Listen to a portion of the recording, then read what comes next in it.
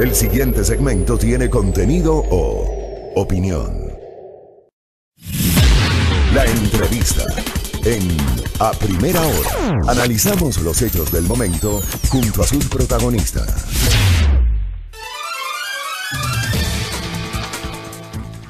Muy bien, 6:43. Gracias por la interacción de los oyentes.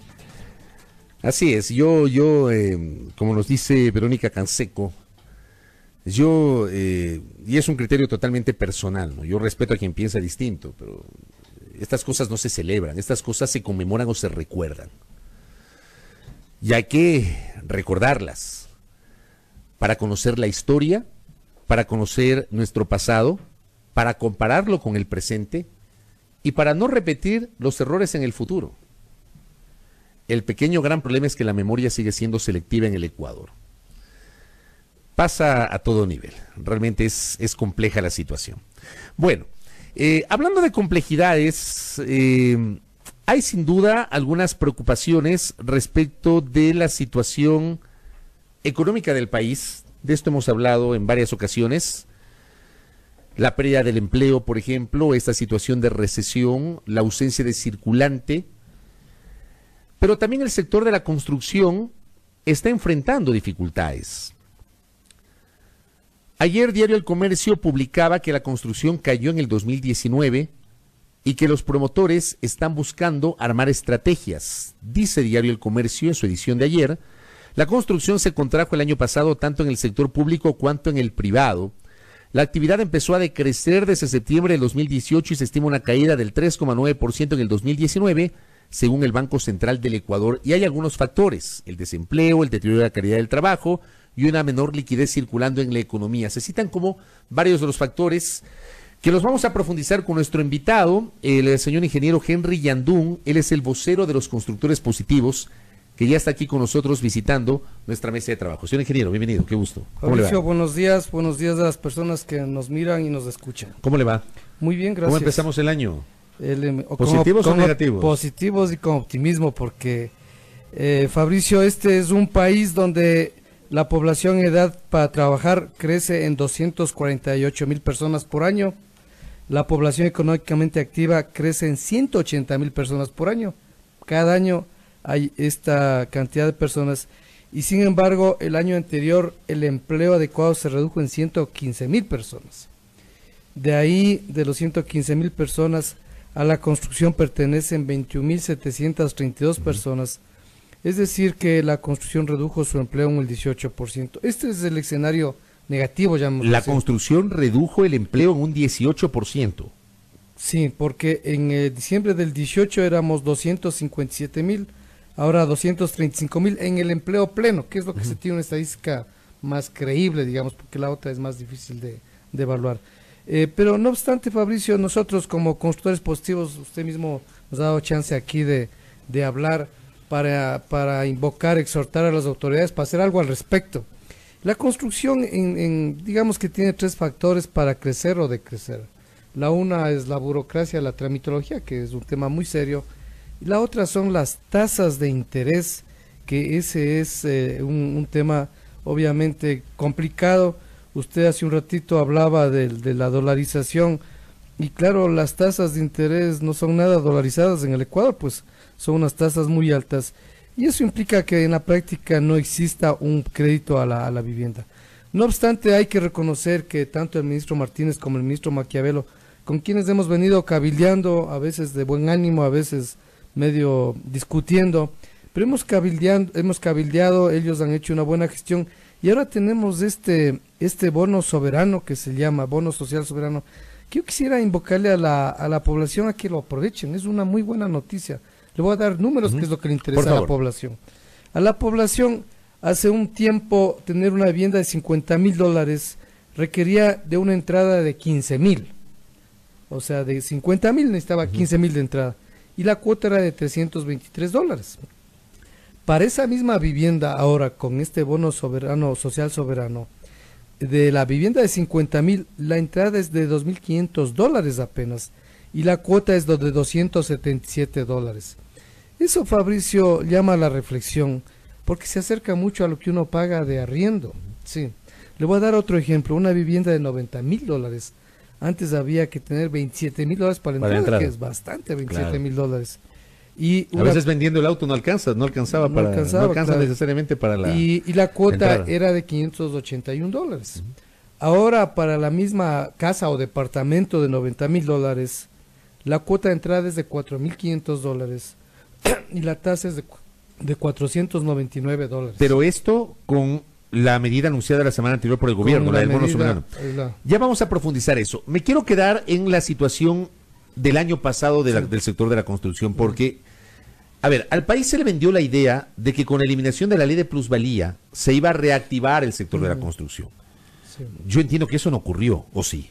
Verá, la construcción en números cerraditos es $10,000 millones, más o menos, 10,000 millones.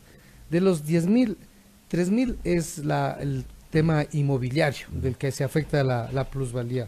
Y 7,000 es la obra pública, las otras cosas. La obra pública está parada. Parada prácticamente. La inversión pública está parada. Obviamente eso se bajó muchísimo. Ese es un impacto durísimo para la construcción. Los 3,000 millones, bueno, en la época de la plusvalía también se paró prácticamente. Luego se recuperó, o sea, la banca más o menos llegó a pesar entre el 10 y la banca los 3,000 millones. Ahora ha bajado, pero ha bajado porque la situación económica del país, esto hay que entender. Hay un tema que es lo que nosotros queremos hacer contraciclo de esto, que la gente dice me voy a quedar sin trabajo, entonces ¿para qué me voy a endeudar? O sea, hay un tema así. Con la plusvalía estábamos más que fritos ahorita. Claro, pero usted me dice, el sector de la construcción representa $10,000 millones. De eso solo 3,000 millones tenía que ver con la plusvalía y 7,000 con obra pública. Sí. Pero digo, ¿finalmente se reactivó o no con la eliminación de la ley de plusvalía? Porque las cifras dicen que no se reactivó. Sí, pero en el año que se eliminó la ley de plusvalía se reactivó. En el 2018 claro, sí se reactivó. Sí, hubo una tendencia hacia arriba.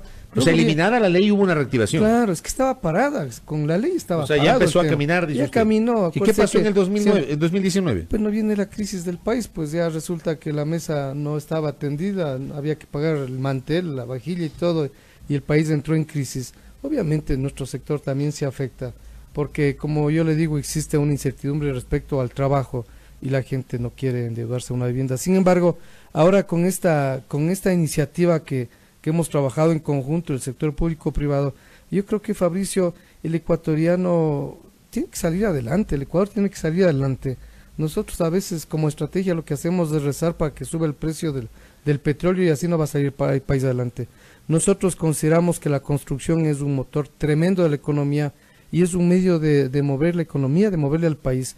Y por eso insistimos en que ahora existe un crédito a las viviendas VIP de menos de 90,000 y a las BIS de menos de 70,000, que es muy bueno, que yo creo que el país debe entender esto y debe aprovechar la sociedad.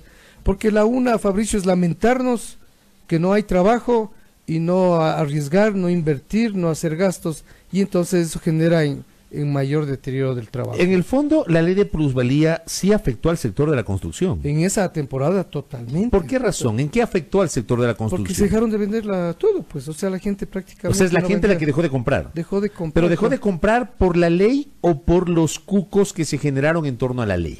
No, la ley era fundamental. Nosotros hicimos muchas encuestas en esa temporada. Es más, Constructores Positivos nació por eso, porque estos edificios de aquel lado, acuérdense que no existían y estaba todo paralizado. Bueno, este de aquí al lado lo han construido, pero rapidísimo. Rapidísimo, como usted mismo hablamos aquí, vea. Nosotros hemos sufrido en carne propia la construcción de aquel lado. Esto es fruto, estas construcciones son fruto de que ya se eliminó la ley de plusvalía y la gente comenzó a comprar.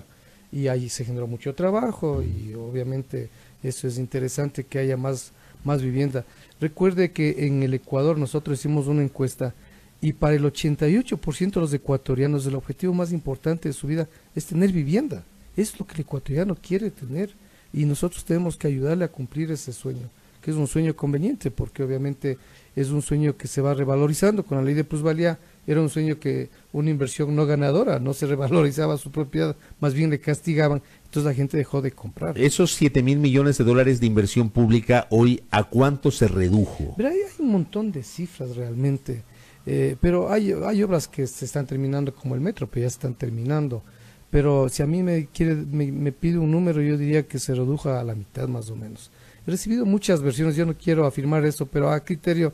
ya no existen carreteras que se estén haciendo hospitales que se estén haciendo, escuelas del milenio, ya no se está haciendo nada de esas cosas, ¿no? Se están culminando obras básicamente.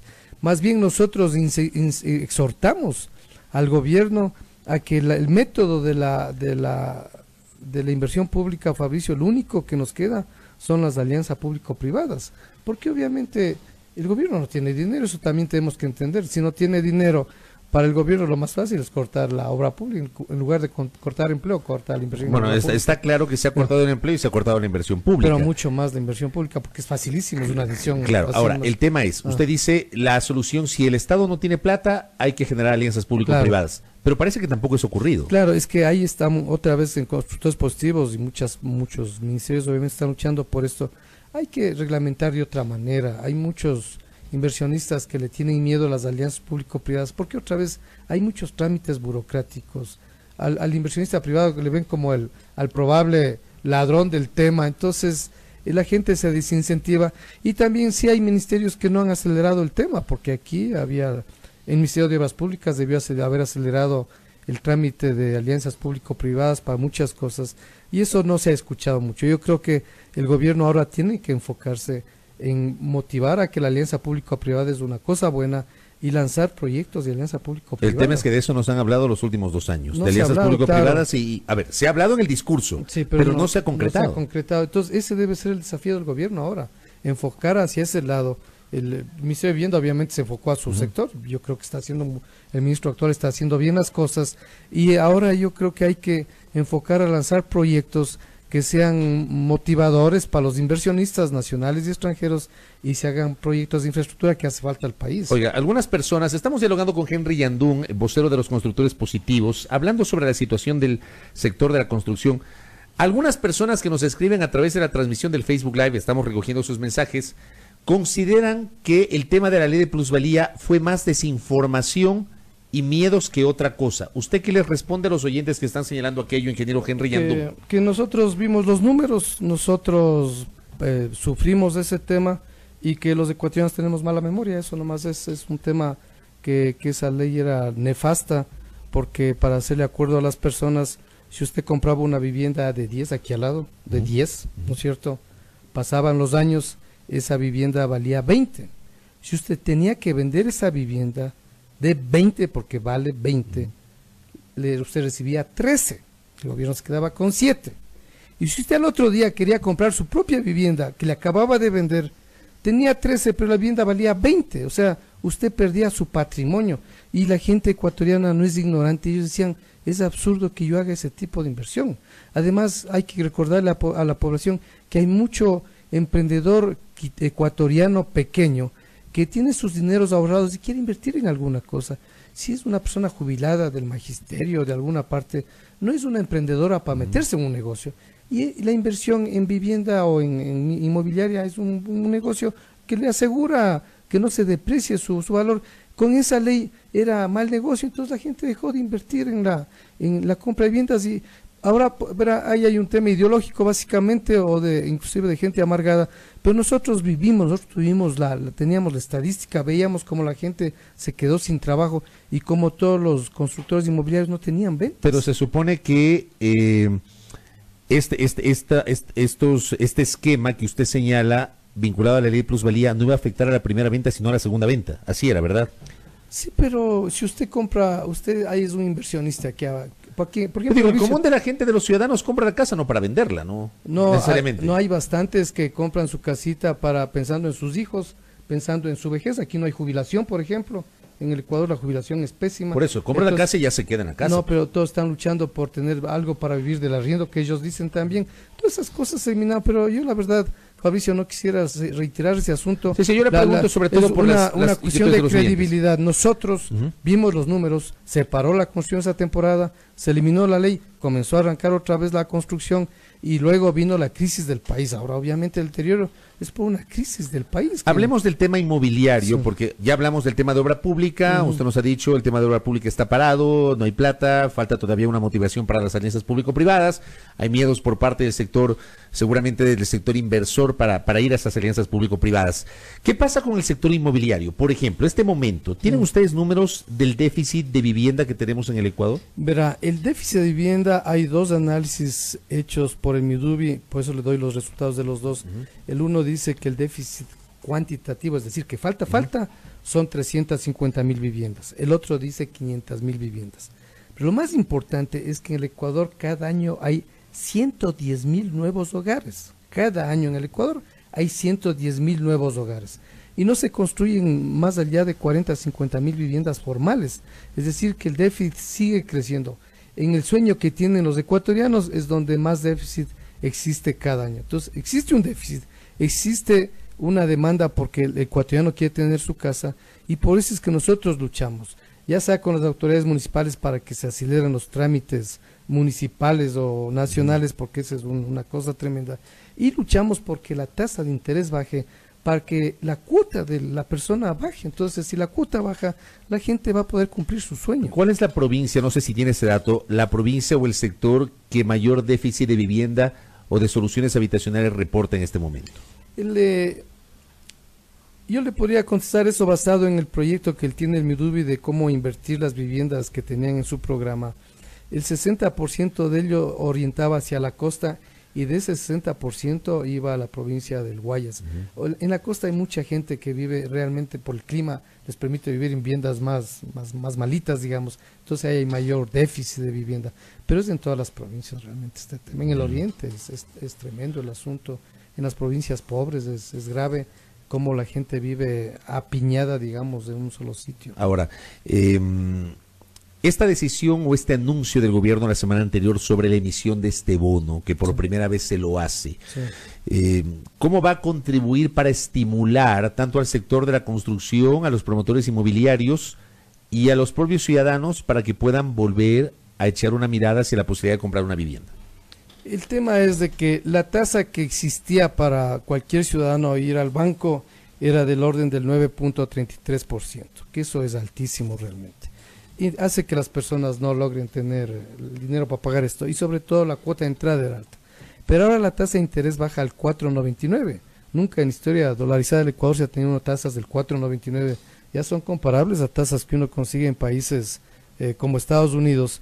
Entonces, una tasa baja y una entrada baja, yo creo que sí estimula a que la gente haga sus inversiones. Acuérdense que aparte de esto, el BIES también hace unos pocos meses bajó la tasa de interés y el financiamiento del BIES es hasta el 100%, pero eso es solamente para las personas que están afiliadas al BIES. Entonces la tasa ahí es del 5.99%, pero no hay entrada. Asimismo para las viviendas que son del orden de menos de $100.000.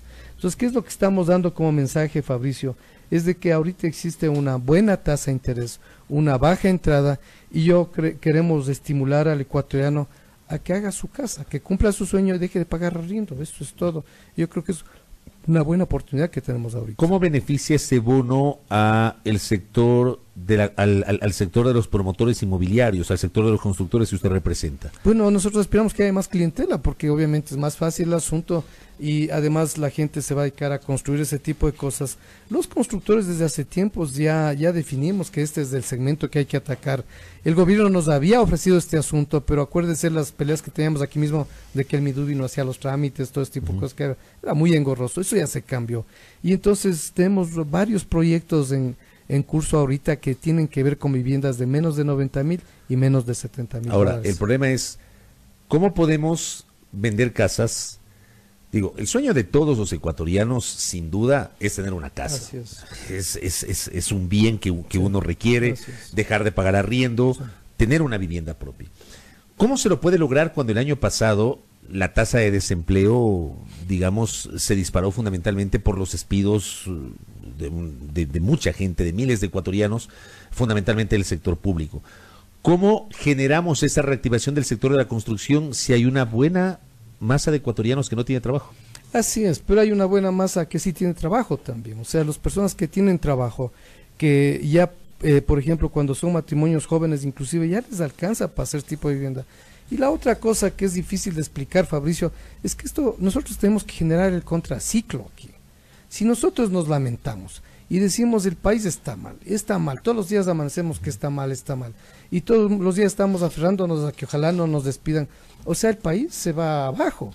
Nosotros estamos diciendo, Mire, la construcción puede generar un contraciclo. En otros países se ha demostrado eso, que empiezan a activar la construcción y genera un contraciclo, porque en el momento que el edificio de aquí al lado se activa, entonces se activan transportistas, ferreterías, la señora de la tienda de al frente. Oiga, yo estoy de acuerdo con usted. El problema es, si es que no hay estabilidad o si llega el trabajador rogando que al final, el último día laborable, no le llegue la notificación de que perdió el trabajo. Es un tema, ¿con qué seguridad ese trabajador puede probablemente endeudarse en la compra de una casa? Es un tema muy serio ese, Fabricio. Yo no quiero negar ese, pero nosotros decimos, bueno, nos lamentamos y sigamos perdiendo trabajo, pues. Pero acá el tema es que sí hay muchas fuentes de trabajo que sí son sólidas, o sea, hay empresas que están bien, hay empleados y trabajadores que saben que son buenos y son indispensables, que no los van a votar.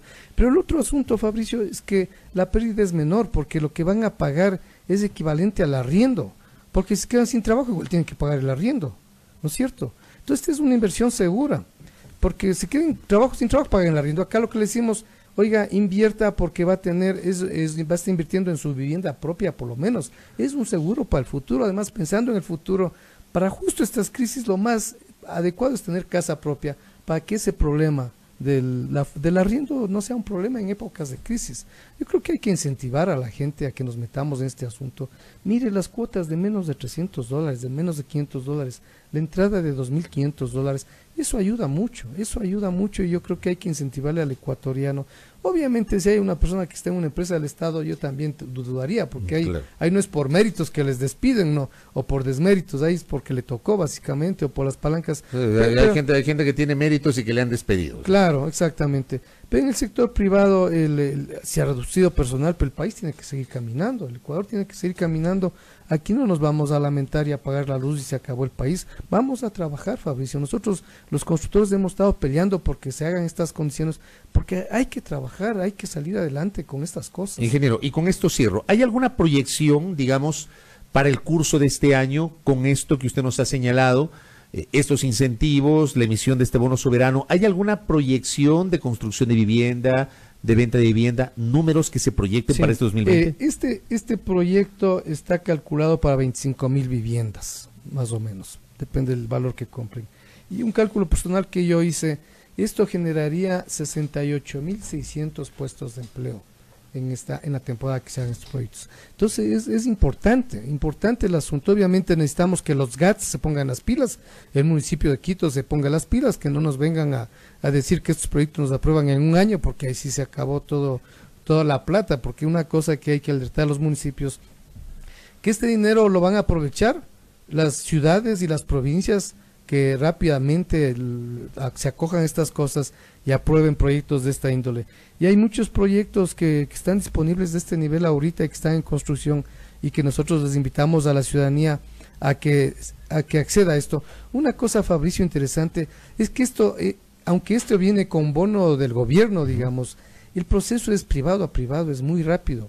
El dueño el que quiere comprar la vivienda, escoge entre los proyectos, dice, yo en este proyecto quiero, y va con en cambio el constructor solamente certifica que es un proyecto VIP, él hace el trámite en Midubi y van a la banca privada. O sea, es en la banca privada que se hace este asunto. Esto no va a ser un trámite burocrático. Eso le iba a preguntar. No hay que firmar nada. Los interesados no es que negocian con el Estado. Nada por el estilo. Los interesados no negocian con el Estado, sino con el promotor inmobiliario. El promotor, y van al banco. En el banco él debe tener su línea de crédito.